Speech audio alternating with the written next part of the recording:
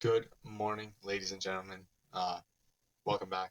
Today, I'd like to talk about anxiety and dealing with anxiety and getting over anxiety time and time again. Time it comes up into your life.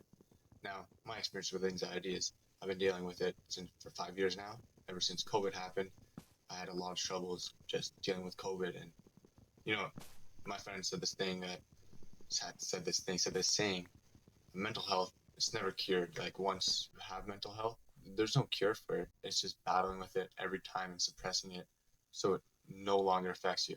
But it will come up again. It's not always deeper and like meaner, but it always just stings and always bring you down no matter how hard you try. But it's the dealing with it and getting back up after each time that is beating mental health. There's no cure, but that's how you beat it. The main objective of this video is just give you a little instruction of how I deal with it, maybe take a point or two and just want to help and just guide someone through the struggles that I dealt with so that they don't have to deal with the same struggles themselves. Without further ado, here we are. Step one is the realization that it's come into my life is, oh my God, I'm dealing with an anxiety crisis right now.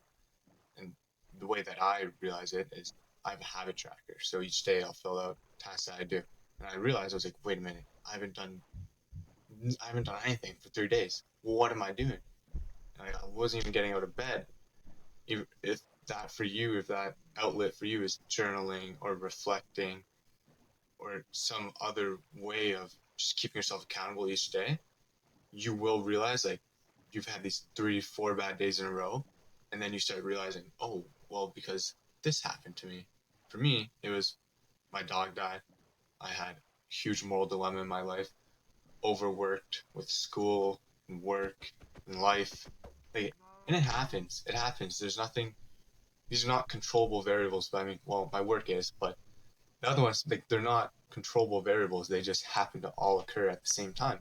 So I have to deal with them. And these troubles, because they're uncontrollable to me, I guess that's what's causing me anxiety. But step one is the realization of, okay, I'm in this position now. What next? Now, step two, understanding that this is okay, that this is a completely normal facet of life.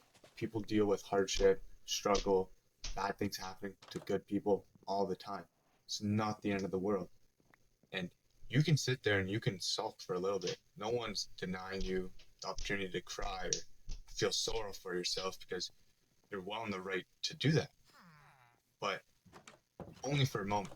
You can't do that for a week. You can have your couple hours to do that, feel that, and really resonate with that emotion because that's good to express yourself, to express your emotions, to not feel overwhelmed with them. Do not let them build up inside.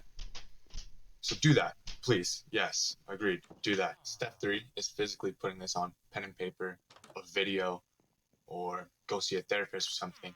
And you are going to let it all out, like externalize every feeling that you're feeling with this anxiety of why it could be happening, what's causing it, and anything and everything.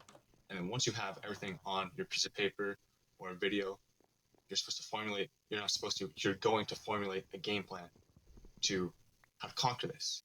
And it's going to seem daunting and hard. And maybe you realize, like, oh, you know what? It's not in my control. So you can't control it. But there are going to be some things that you're going to be able to control. Like for me, like I just wasn't even waking up in the morning anymore. And I was like, what am I doing? So I just started waking up every day again. And I wasn't going to the gym. Started going to the gym again. It's just getting back to your old habits, yes, but formulating a game plan of how you're going to get back to your habits. Whether switching your alarm clock or switching what time you go to the gym, or maybe not going to the gym, going for a walk. There's so many different ways to achieve your goals. Just come up with a different route this time. And maybe you realize, oh, this is a good route. Let me keep on taking this route. Or you're like, this route got me out of the rut. Let's go back to the main road. And it's easy. It's just coming up with different strategies to execute your game plan. Step four, after everything's externalized and you have this plan, is you got to start chipping away. And you're going to realize I'm walking an uphill battle or I'm running an uphill battle because I have this weight inside of me, this entity just holding me down, just not wanting me to grow or just not wanting me to do the things that I actually want to do. And it's hurting and it's hard, but be aware of that. Be aware that this is your enemy and it's inside of you and you must kill it. And if you wake up and you're like, okay, my big thing is waking up. So if I wake up and I'm like, okay, my anxiety really wants me to go to sleep right now, but I don't, and I get up, I feel that much more powerful within myself. I feel that much more strength. I feel that much better as a person. I feel like I conquered it in the morning. So why can't I just keep on conquering it throughout the day?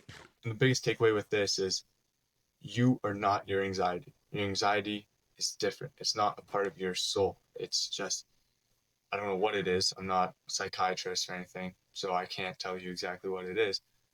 But it's just a disease. It's just something that's just going to come back again.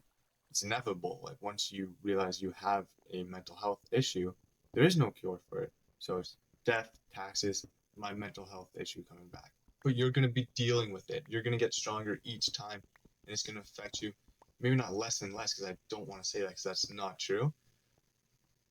But you're just going to have a better mindset to handle it and frame it differently every time and understand that it is beatable. Not it is beatable in the moment to get back to who you were. Every time it happens to you, no matter what it is, no matter how everyone in your life dies, you can get back to square one. It's possible. You just have to frame it and try, frame it differently and try absolute hardest beyond what you think is measurable, beyond what you think is possible. But it is possible. It is.